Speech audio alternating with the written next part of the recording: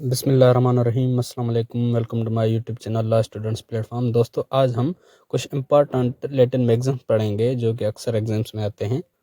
तो पहला मैगज़ीन है इप्सो फैक्टो, जिसकी मीनिंग है बाय दिस फैक्ट ओनली। अगर इसको हम सेंटेंस में इस्तेमाल करें तो this ipso facto is enough to punish this accused person. ये नतीजा लाजमी काफ़ी है इस बंदे को सज़ा देने के लिए। इसकी मीनिंग है नतीजा लाजमी। दूसरा है डिनोवो, जिसकी मीनिंग है कम्प्लीटली न्यू। इसको अगर हम सेंटेंस में इस्तेमाल करें तो इस तरह होगा, in the beginning of this year both parties must make de novo contract. यानी कि साल की शुरुआत में दोनों पार्टीज को एक नया कॉन्ट्रैक्ट बनाना चाहिए। तीसरा है मेंस रेया, जिसकी मीनिंग है गिल्टी स्टेट ऑफ माइंड। यानी guilty state of mind required to constitute a crime. जैसे कि अगर कोई भी क्राइम कर रहा है तो उस क्राइम को साबित करने के लिए एग्रीविड पार्टी को दो चीज़ें साबित करनी पड़ेंगी, मेंस रेया और एक्टस रेया। मेंस रेया यानी उसका जो माइंड था वो गिल्टी था, और एक्टस रेया यानी कि उसने जो एक्ट किया वो उसने गिल्टी एक्ट किया। ठीक, मिसाल के तौर पर एक बंदे ने एक बंदे को थप्पड़ मारा। ठीक है, अब थप्पड़ मारना वो फिजिकल एक्ट है, यानी कि उसने एक्टस रेया किया। अब क्या यहाँ पर मेंस रेया है? वहाँ पर पता चला कि वो बंदा किसी बच्चे को किडनैप कर रहा था, इसलिए उस बंदे ने उसको थप्पड़ मारा। यानी कि वहाँ उस बंदे का, थप्पड़ मारने वाले का गिल्टी माइंड नहीं था, लेकिन गिल्टी एक्ट उसने किया। फिर भी यहाँ पर जो है वो क्राइम नहीं होगा, यानी कि दोनों चीज़ें यहाँ पर साबित नहीं होती। और अगर मेंस रेया है, यानी कि उस बंदे का गिल्टी माइंड है लेकिन गिल्टी एक्ट नहीं करता। मिसाल के तौर पर एक बंदा सोचता है कि मैं इसको मारूं, ठीक है, लेकिन एक्ट नहीं करता, सिर्फ सोचता है। सिर्फ सोचना भी क्राइम नहीं है, ठीक है ना। ये दोनों चीज़ें होनी चाहिए, यानी कि उसका गिल्टी माइंड भी होना चाहिए और वो गिल्टी एक्ट भी करे। तो ये है मेंस रेया और एक्टस रेया। चौथे में यही आता है कि एक्टस रेया गिल्टी फिजिकल एक्ट, कोई भी फिजिकल एक्ट जो है वो एक्टस रेया है, और मेंस रेया यानी कि mental act, guilty mental act. Actus rea में कहता है to constitute a crime both elements mens rea and actus rea are regarded. यानी किसी के लिए क्राइम को कॉन्स्टिट्यूट करने के लिए मेंस रेया और एक्टस रेया बोथ रिकॉर्ड हैं। इसकी डिटेल से अगर आपको वीडियो चाहिए तो वो भी आप एक्टस रेया मेंस रेया लिख के साथ में एलएसपी लिख के सर्च करेंगे तो आपको इसकी डिटेल से वीडियो मिल जाएगी। फिफ्थ मैगज़ीन है इंटर एलिया, जिसकी मीनिंग है अमंग। इसको अगर सेंटेंस में इस्तेमाल करें तो इस तरह होगा, this writ keeps importance inter alia. जो ये रिट है ये भी इन सारी रिट्स के बीच में अहमियत रखती है। तो इंटर एलिया का मतलब है among.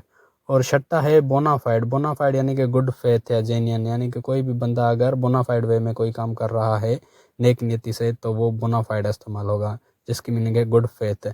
Act done with good faith is bona fide. अगर इसको सेंटेंस में इस्तेमाल करें तो ऐसे होगा, he was speaking in bona fide way. ये जो बंदा बात कर रहा था ये नेक नियति से बात कर रहा था, यानी कि गुड फेथ था, इसका कोई भी किसी की दिल आज़ारी करना का मकसद नहीं था।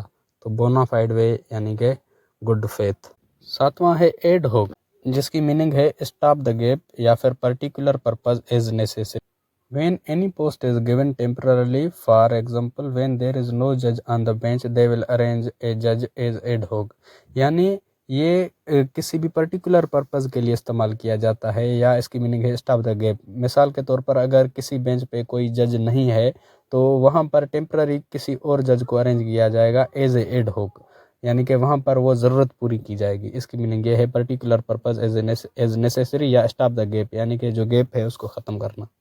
आठवां है इंटरवाइवोस, जिसकी मीनिंग है बिटवीन टू लिविंग पर्सन्स। अगर इसको हम सेंटेंस में इस्तेमाल करें तो he was standing inter vivos during this incident, यानी कि इस वाक़े के दौरान ये बंदा इन दो पर्सन्स के बीच में खड़ा था। नाइन्थ है de facto, on the face of record या इनफेक्ट। और 10वां है de jure according to the law in law. अगर इन दोनों में हम डिफरेंस देखें तो ये इस तरह का होगा। अगर हम इसका एक एग्जांपल देखें, डिफेक्टो यानी कि on the face of record. मिसाल के तौर पर एक बंदा आ रहा है कार पे, तो आप समझ रहे हो कि ये कार इसकी है, यानी कि on the face of record आप समझ रहे हो कि ये इसकी है। लेकिन एज ए डी ज्यूर अगर आप लॉ के मुताबिक देखें तो ये उनके बड़े भाई के नाम पे है। तो एज ए डी ज्यूर वो कार उसके बड़े भाई के नाम पे है, ठीक है ना। देखने में ऐसा लगता है डिफेक्टो यानी कि on the face of record, यानी कि देखने में ऐसा लगता है कि ये इसकी है, लेकिन D jure according to law के मुताबिक ये कार जो है इसके बड़े भाई के नाम है, ठीक है। इन दोनों की मीनिंग यही है। 11th है केविट इम्पेटर, इसकी मीनिंग है लेट द बायर बेवेयर। ये एक लैटिन मैगज़म है। इसका मकसद ये है कि अगर कोई भी बंदा कोई भी चीज़ खरीद रहा है तो उसको बेवेयर होना चाहिए, यानी कि वो उसी वक्त चेक करके फिर वो खरीद ले। इसमें एक केसला भी था, मुझे नाम याद नहीं। उसमें एक बंदा जो है एक चीज़ खरीदता है, ठीक है ना, तो वो कुछ दिन बाद वो वापस ले आता है, उसे कहता है कि ये डिफेक्टिव थी।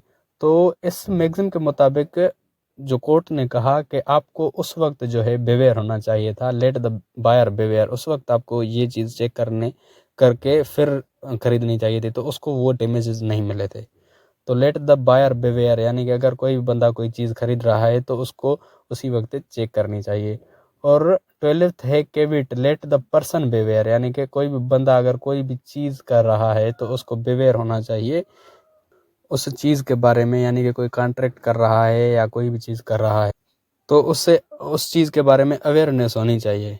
अब 13 है इन पर्सोनम और 14th है इन रेम। अब इन पर्सोनम का मतलब है, मीनिंग है अगेंस्ट द पर्टिकुलर पर्सन। अब इसको अगर हम सेंटेंस में इस्तेमाल करें तो कहता है you should file the case in personam who has stolen your car.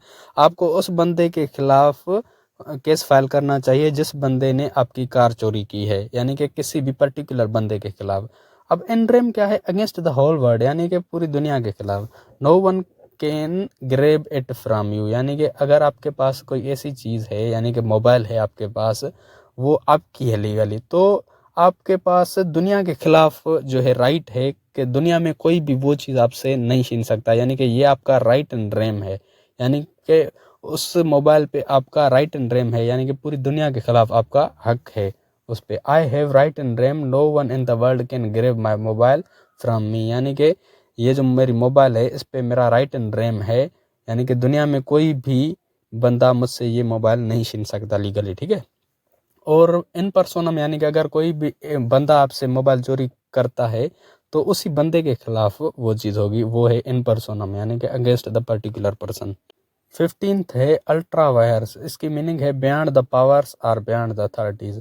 इसको अगर हम सेंटेंस में इस्तेमाल करें तो police made a decision ultra vires, यानी कि जो पुलिस ने जो फैसला किया वो उनके पावर्स के बहुत ऊपर था, यानी कि पुलिस के पास इतने पावर्स नहीं थे, लेकिन उन्होंने जो डिसीजन लिया उनकी अथॉरिटीज़ से बाहर वो डिसीजन लिया। मिसाल के तौर पर अगर उन्होंने एक डाकू को पकड़ा और उसी वक्त उन्होंने उसे मार दिया, यानी कि उनके पास इतनी अथॉरिटी नहीं थी कि उसको मारे, फिर भी उन्होंने मारा, तो अल्ट्रा वायर्स, यानी कि उन्होंने जो made decision ultra vires, authorities के बाहर उन्होंने जो है फैसला किया।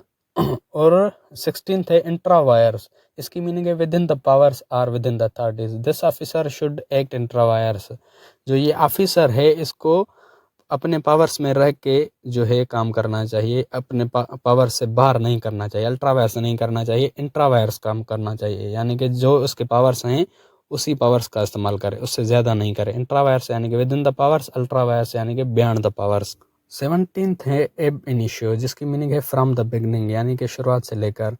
अगर इसको हम सेंटेंस में इस्तेमाल करें तो this contract made by them was void एब इनिशियो, ये जो कॉन्ट्रैक्ट उन्होंने बनाया ये शुरू से लेकर ही वॉइड था।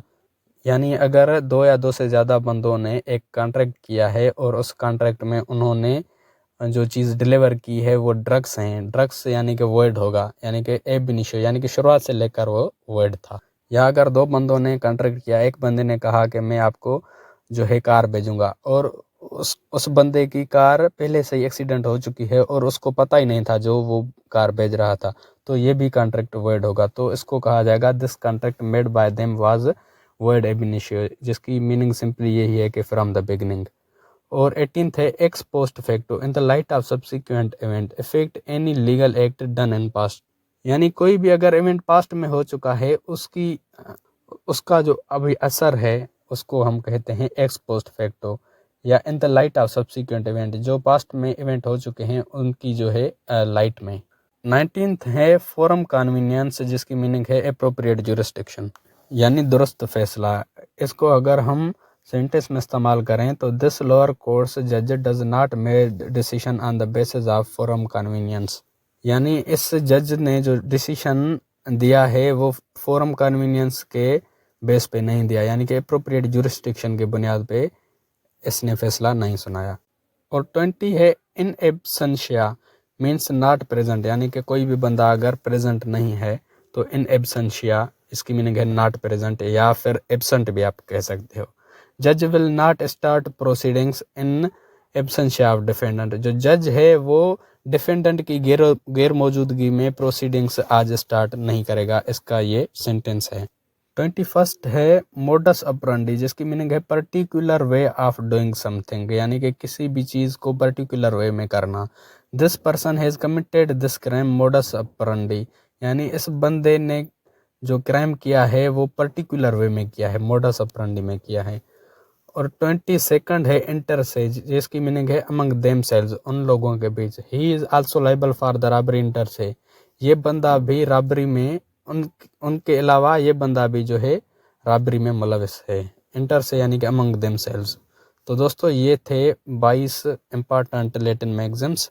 अगर आपको लीगल मैगज़म्स की और भी वीडियोस देखनी हैं केस लॉज के साथ तो आप मेरे चैनल के प्लेलिस्ट में जाएं, वहां आपको लैटिन मैगज़म्स की एक प्लेलिस्ट मिल जाएगी, वहां पर आप इसके वीडियोस देख सकते हो सारे। अगर आपको लॉ के रिगार्डिंग किसी भी टॉपिक की वीडियो चाहिए तो वो टॉपिक लिख के साथ में लॉ स्टूडेंट्स प्लेटफॉर्म लिख के यूट्यूब पे सर्च करेंगे तो आपको सबसे पहले मेरी ही वीडियोस मिल जाएंगी, जिससे आप अपना इजीली कॉन्सेप्ट क्लियर कर सकते हैं।